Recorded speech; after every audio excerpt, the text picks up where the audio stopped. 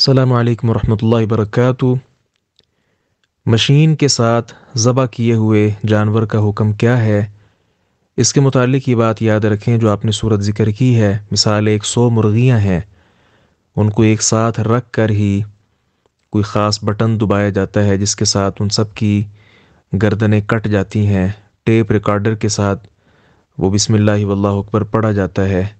اس کے متعلق جو آپ نے ذکر کیا ہے، اس میں درست بات یہی ہے کہ اصل تو ان کا ذبح کرنا ہے، اور بسم اللہ واللہ اکبر جو بٹن دبانے والا ہے وہ پڑھ لے تو پھر انشاءاللہ اگر یہ جانوروں کے لیے تکلیف دہ عمل نہیں ہے تو انشاءاللہ پھر یہ ٹھیک ہے۔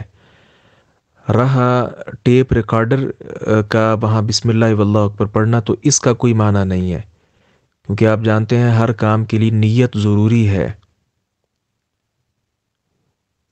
اور یہ تو ایک ریکارڈنگ ہے صرف، اور کچھ نہیں ہے۔ جی السلام علیکم ورحمۃ اللہ وبرکاتہ۔